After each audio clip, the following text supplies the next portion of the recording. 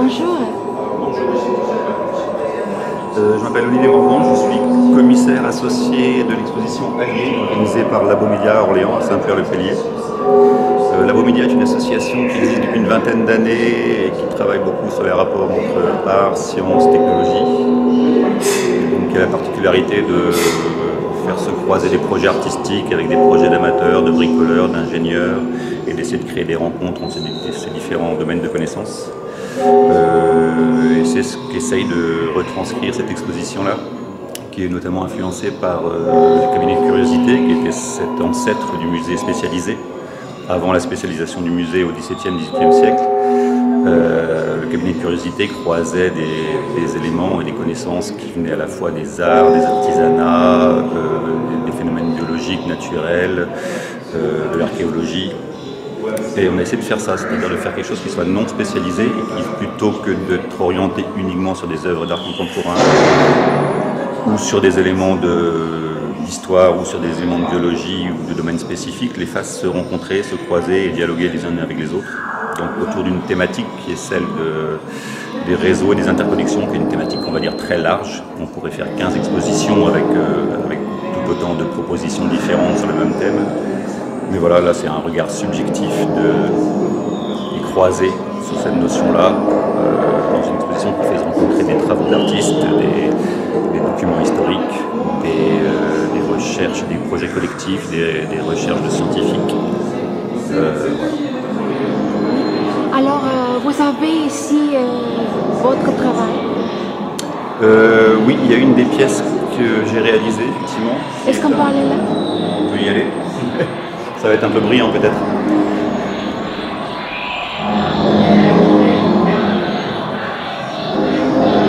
Alors, qu'est-ce qu'on a ici?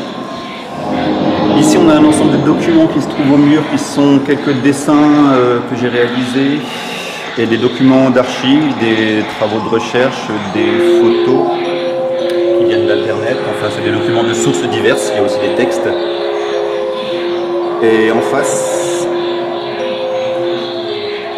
nous avons un film qu'on qualifie de génératif, c'est-à-dire c'est un film qui n'est pas prémonté, qui est constitué d'un ensemble de séquences assez nombreuses, des séquences de vidéos, de sons, des textes en surimpression. Et ces textes-là ne sont pas prémontés, mais sont montés en temps réel par l'ordinateur. Donc le film se construit au moment où vous le regardez. Ce qui fait que ça fait un film sans fin. C'est-à-dire que tous ces éléments peuvent se combiner de milliers, de millions de façons différentes, puisqu'il y a 160 éléments en tout. Et le nombre de combinaisons est extrêmement important, donc le film va se monter, remonter de plein de manières différentes et peut durer des heures, où vous verrez évidemment au bout d'un moment les mêmes éléments revenir, mais pas dans les mêmes contextes, pas avec la même musique, pas avec les mêmes textes, et donc ça va prendre des sens différents. Et ce film-là est consacré à une histoire sur laquelle j'ai travaillé, donc aborde aussi ces différents documents. Qui est l'histoire de la maison Winchester, qui est une maison qui se trouve à l'est des États-Unis, à l'ouest des États-Unis, pardon, près de San Francisco, qui a été construite par l'héritière Winchester, une héritière par alliance qui s'était mariée avec le fils Winchester. Elle a perdu toute sa famille, son enfant en bas âge d'abord, ensuite le père Winchester, donc son mari est devenu héritier de la fortune des Winchester, ensuite son mari, et elle a perdu un peu la boule. Elle a consulté des médiums, parce que les médiums étaient à la mode à l'époque, des médiums qui lui ont conseillé, qui lui ont dit qu'effectivement elle était maudite par le fait qu'elle avait hérité d'une fortune qui venait de la vente d'armes, et qu'elle était quelque part indirectement responsable de tous ces morts. Et un médium lui a dit que la seule solution pour échapper à cette malédiction, parce qu'elle était la prochaine sur la liste, c'était de construire une maison pour accueillir toutes ces âmes errantes, de la construire dans l'ouest des États-Unis, parce que la Winchester c'était une arme qui était vendue essentiellement pendant la conquête de l'ouest. Et elle l'a pris au prix de la lettre. Elle a acheté une maison qui était une maison entamée, qui n'avait pas été terminée. Elle a embauché une quinzaine ou une vingtaine de charpentiers. Et quand elle a dit qu'elle a pris au pied de la lettre, c'est qu'elle a vraiment pris au pied de la lettre.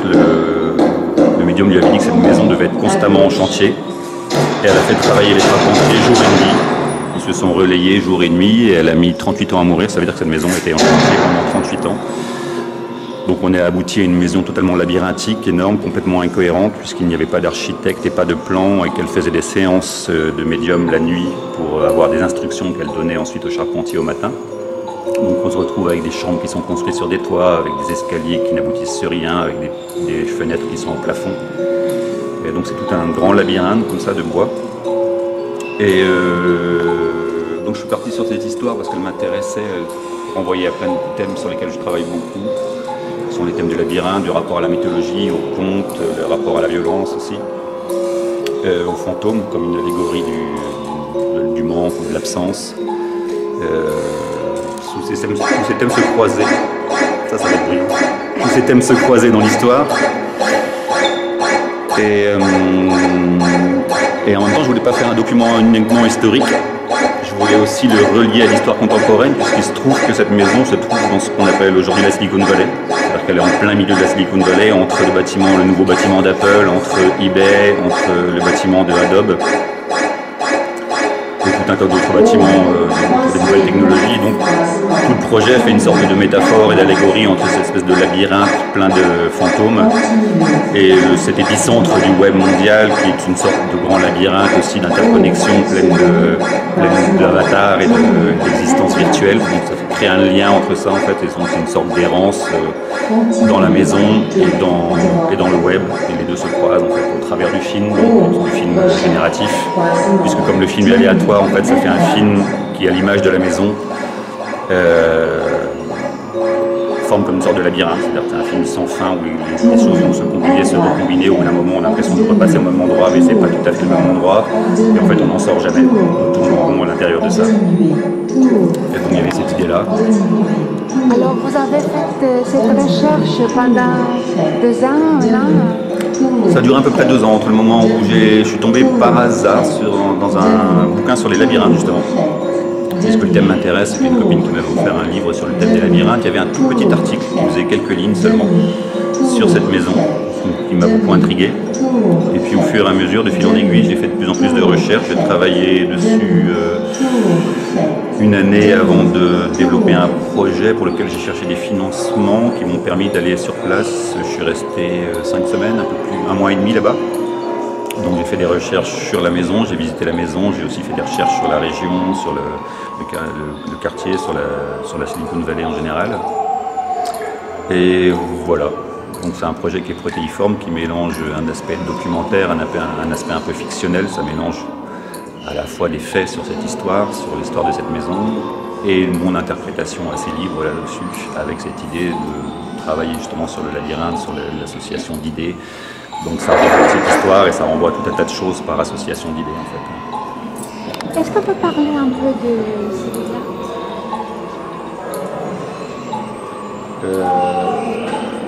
Alors ça c'est le portrait de Sarah. C'est une sérigraphie qui a été réalisée à l'invitation de Chiquebé, qui est un atelier de sérigraphie d'art marseillais. C'est une sérigraphie en 3 couleurs, on ne les voit pas, on a l'impression que c'est du noir et blanc. En fait, on s'aperçoit, si on regarde les reflets, qu'il y a un passage de blanc et il y a un passage de vernis. C'est-à-dire que selon l'angle dans lequel on se trouve, on va voir apparaître des formes et des éléments qui sont invisibles de prime abord. Donc là, il y a un lien direct avec la notion de fantôme, en fait. C'est-à-dire qu'il y a des choses cachées dans l'image. Et cette image, c'est une sorte de portrait allégorique, métaphorique, qui part du portrait, un des rares portraits que nous ayons de Sarah Winchester. Winchester qui est à l'origine de la construction de cette maison. Et le portrait montre son visage coupé en 2 avec un début de construction à l'intérieur. Donc il y a vraiment cette idée que cette association entre cette maison labyrinthique et ce labyrinthe mental dans lequel elle se trouve en fait. Il y a aussi, on la voit apparaître avec des cornes, ce qui est aussi un petit clin d'œil au Minotaure, gardien du labyrinthe. Et voilà, l'image en fait assemble un élément, assemble différents éléments liés avec l'histoire. Ici,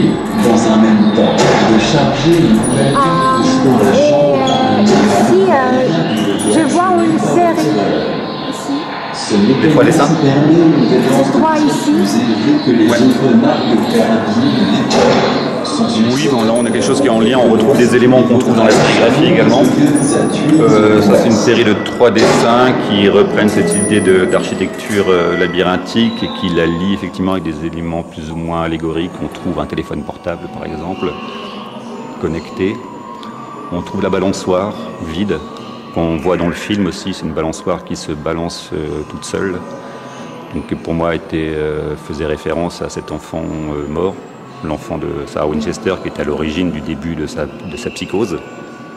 Donc il y a l'idée de l'enfance et d'un enfant absent. Et il y a aussi évidemment dans les matières utilisées, puisque la balançoire est en bois, qu'elle est suspendue par des grosses cordes qui renvoient à toute l'esthétique du cinéma de western et des choses comme ça qui peuvent aussi évoquer le pendu et des choses de genre.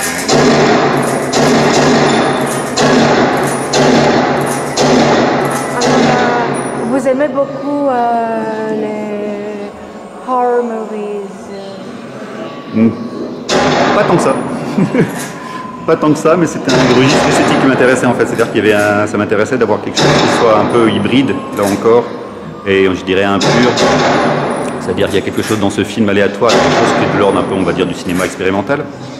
Un cinéma qui est non narratif, qui est plus un cinéma d'ambiance, d'atmosphère, avec quelques éléments documentaires, mais surtout beaucoup d'éléments d'ambiance. Et en même temps, effectivement, cette histoire, elle s'inscrit dans la Silicon Valley, c'est-à-dire en Californie. Il y a aussi le lien avec toute l'histoire du cinéma populaire, ça m'intéressait d'avoir une interprétation, un type d'esthétique qui renvoie clairement à la fois au cinéma d'horreur ou au cinéma fantastique et au cinéma de western également. Donc je voulais qu'il y ait ces liens entre, on va dire, un cinéma qu'on pourrait considérer comme moins facile d'accès et tout un tas d'images qui viennent de l'inconscient collectif, l'inconscient populaire, qui sont toutes ces iconographies typiquement américaines qui sont importantes dans le cinéma du XXe siècle, dans l'esthétique du western, l'esthétique du film d'horreur ou du film fantastique, qui m'intéressent parce qu'elles font écho à toutes des images qu'on a tous en tête en fait. Et on retrouve un lien dans cette notion d'inconscient collectif et d'inconscient populaire, on retrouve un lien avec l'histoire, cette histoire en général qui est quelque chose de l'ordre du conte, et de la mythologie aussi. Il y a des références à la mythologie, il y a des références au conte, et voilà, ce mélange de choses, on va dire, un petit peu plus radicales et un peu plus expérimentales, et de choses qui font partie de notre imaginaire collectif m'intéresse en fait, parce que ça permet de trouver aussi des choses, des esthétiques et des images, des métaphores, des allégories auxquelles on peut tous plus ou moins se raccrocher, qui parlent à tout le monde à peu près, quoi. Est-ce qu'on peut maintenant lier ce travail dans les autres œuvres ici? L'exposition est très éclectique, donc il y a plein de choses très différentes, mais oui, il y a forcément des liens entre cette pièce qui parle de la Silicon Valley, qui parle de l'idée d'interconnexion, qui parle aussi d'une forme d'impureté, qui célèbre une forme d'impureté, c'est-à-dire une impureté dans le sens le croisement des connaissances, le croisement, la déspécialisation. On a une œuvre qui s'appelle Croisement, qui est de Julie Vérin, une artiste qui est installée à Tours. Et cette œuvre, comme on peut le voir quand on s'en rapproche, est composée uniquement de nattes tressées et associées les unes avec les autres. Et ça part d'une histoire qui se passe en Amérique du Sud, en fait, apparemment au fin 19e, début 20e siècle. Certaines femmes afro-américaines, des esclaves, s'étaient servies de leurs cheveux et de leur coiffure pour prendre des repères pour de possibles évasions, c'est-à-dire qu'elles se servaient de leur coiffure comme de forme de carte qui leur permettait d'avoir des informations sur la manière dont elles pourraient s'évader de leurs conditions d'esclaves, donc des indications géographiques. En fait, elles se servaient de leurs cheveux comme de cartographie, en fait, de plans d'évasion. Donc Julie Vérin est partie de cette histoire-là. Elle a fait un projet qui est un projet collectif, c'est-à-dire qu'elle a invité des gens à venir chez elle tresser avec elle, et avec leur accord, elle a enregistrer les discussions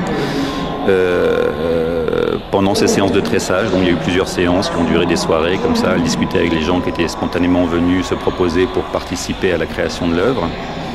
L'idée étant, c'est pas le cas pour l'instant parce que c'est une œuvre aussi qui est évolutive, qui va sans doute avoir plusieurs étapes de réalisation. L'idée étant que cette première étape, elle évoque cette histoire de cartes dans les cheveux, elle évoque un fleuve, quelque chose d'un peu organique dans la structure de l'œuvre.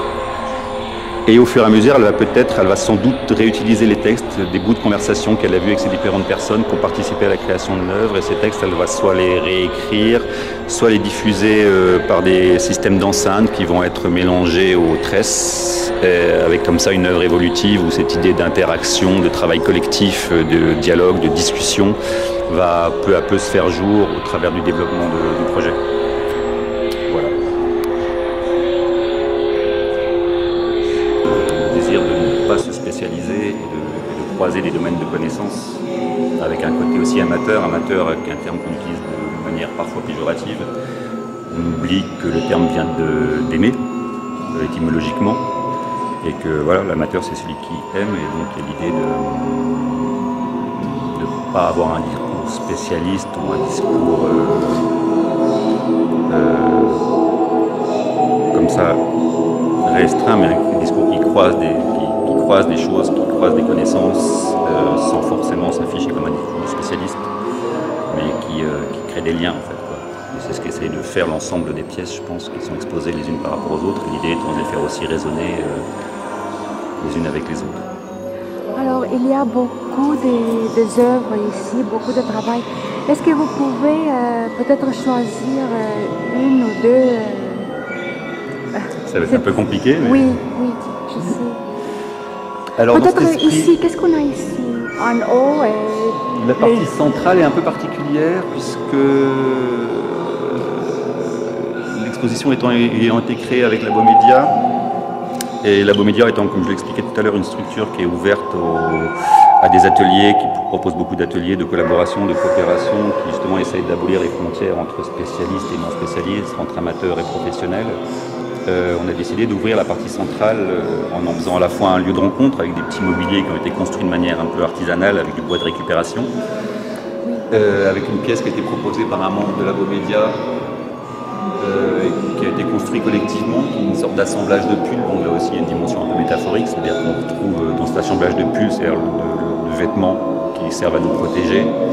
Là ils se retrouvent à évoquer des toits, en même temps ils peuvent évoquer des neurones, des choses comme ça en fait, en interconnexion les uns par rapport aux autres. Et c'est aussi l'idée du groupe, c'est-à-dire que ces vêtements se retrouvent associés les uns aux autres et se combinent les uns aux autres.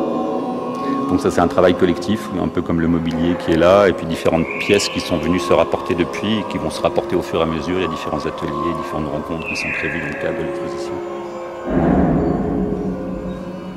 Voilà, avec des projections au plafond qui aussi renvoient à des éléments liés à l'exposition, c'est-à-dire on voit des images de neurones, on voit des images de galaxies, on voit des images d'atomes, enfin tout un tas d'images qui ont lien avec ces notions d'interconnexion et de réseau. Et derrière vous, c'est quoi?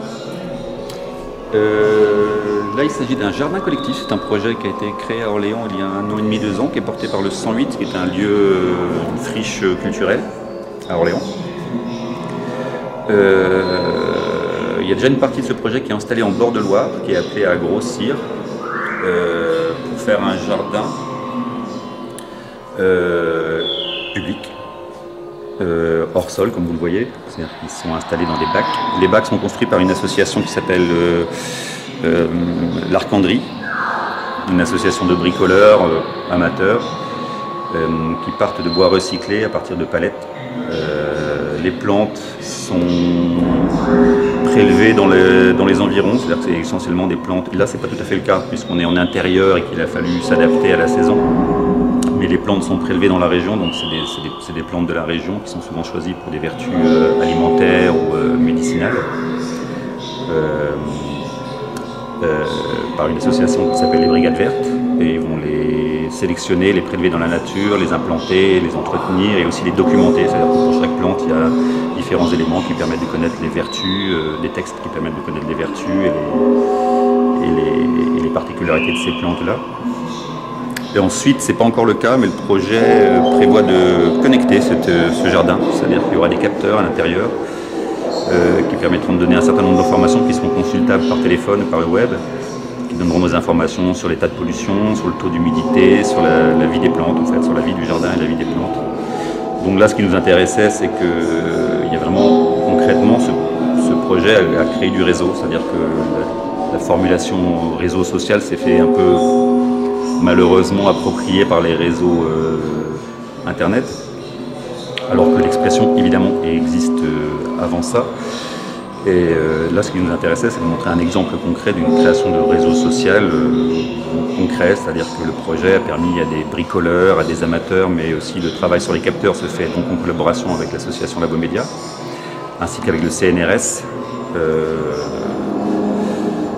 Donc tout un tas de connaissances se croisent là-dedans, c'est-à-dire qu'il y a des bricoleurs amateurs, il y a des jardiniers amateurs, il y a des botanistes professionnels qui ont été consultés pour avoir des informations plus précises sur certains domaines, il y a les gens du CNRS, les gens de Labomédia qui travaillent sur le projet, sur l'aspect plus technologique du projet, et tous ces gens-là qui ne sont pas forcément des gens qui se seraient croisés ou qui auraient échangé des connaissances si ce projet n'avait pas existé, ont l'occasion de créer un groupe comme ça, un groupe d'échange de connaissances, et des domaines culturels et des domaines scientifiques, et différentes cultures se croisent et dialoguent.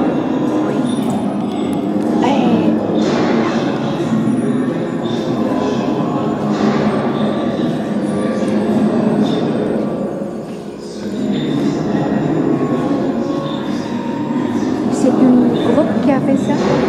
Non, c'est Thomas Bigot, c'est un artiste musicien installé à Toulouse, qui a également réalisé cette installation qu'on trouve dans le cœur de la nef centrale, qui s'appelle Audio Neural Network, qui reprend un peu le fonctionnement d'un circuit neuronal pour créer de la musique aléatoire.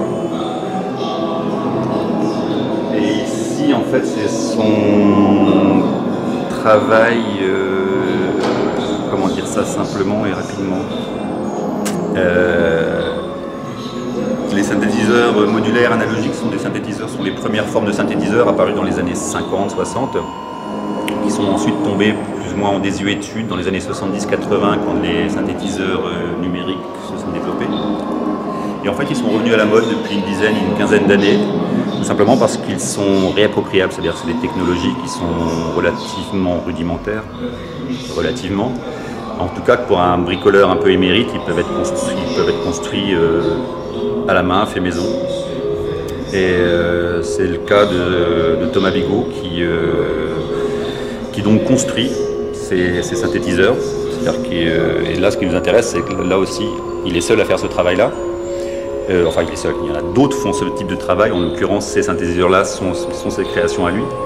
Mais là, ce qui nous intéresse, c'est le croisement entre les connaissances. C'est-à-dire, pour pouvoir faire ça, à la fois, il est musicien, évidemment, puisqu'il se sert de ces outils-là pour faire des concerts.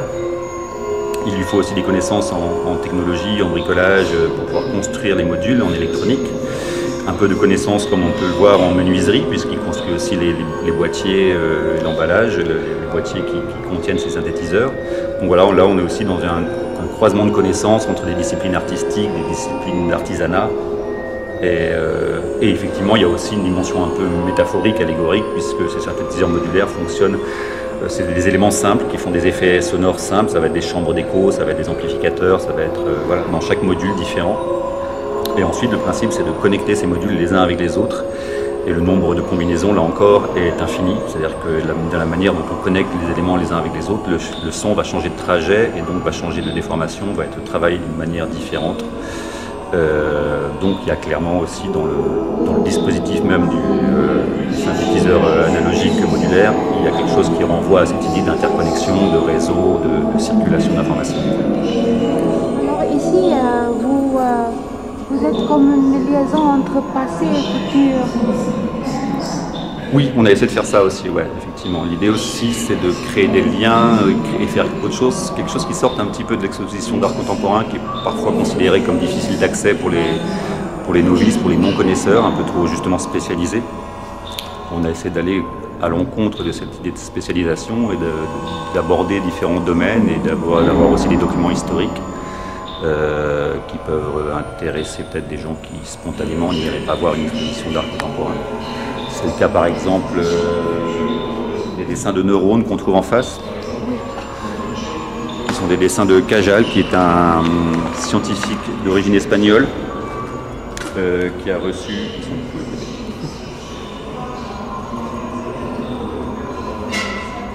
reçu un prix Nobel en 1906 pour ce travail-là. Il n'était pas seul, ils étaient 3 à travailler là-dessus.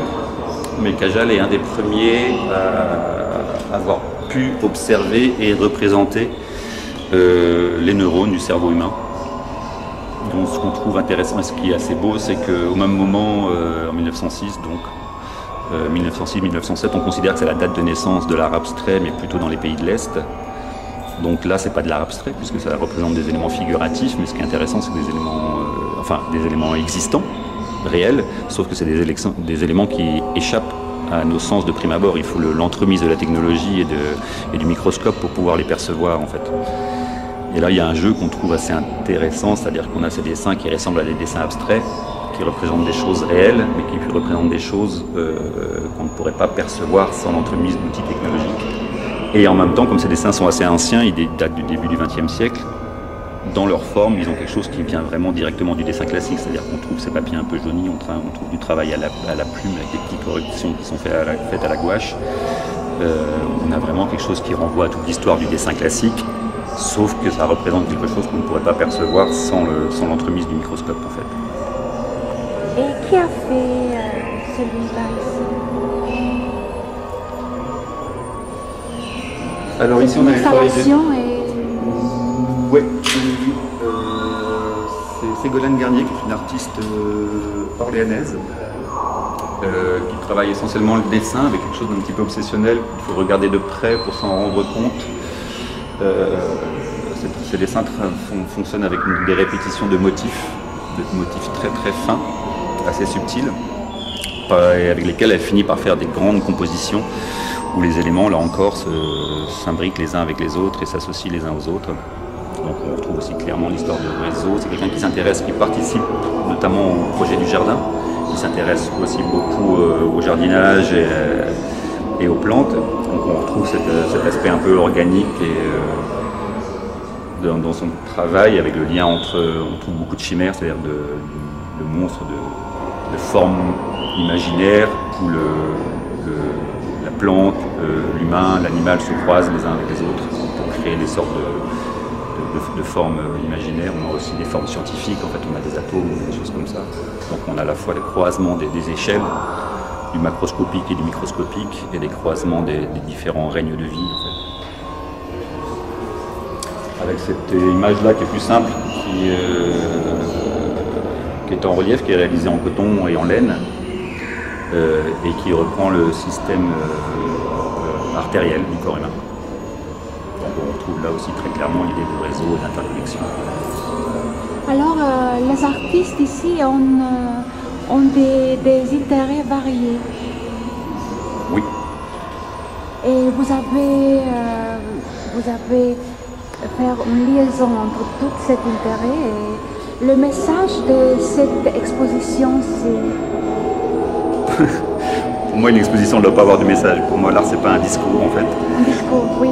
Ça ne doit pas dire une chose ou une autre, ça ne doit pas imposer une vue sur le monde, mais ça doit peut-être, ou ça tente, c'est ce qu'on a tenté de faire, en tout cas ici, c'est de créer du lien, parce qu'il ne s'agit pas de faire l'apologie de la notion de réseau, d'interconnexion, c'est une notion tellement vaste qu'elle veut tout et rien dire, c'est-à-dire des réseaux, des interconnexions, il y en a des beaux, il y en a des néfastes.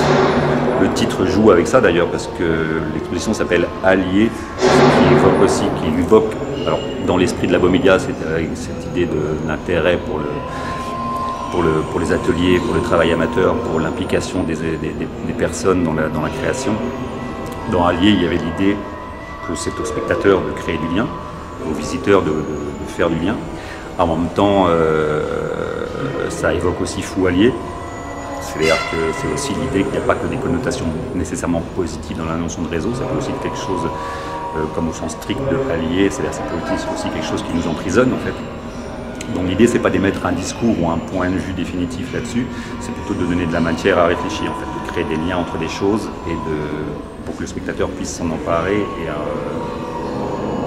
apprendre des choses, découvrir des choses et s'emparer de ce savoir-là pour se le réapproprier.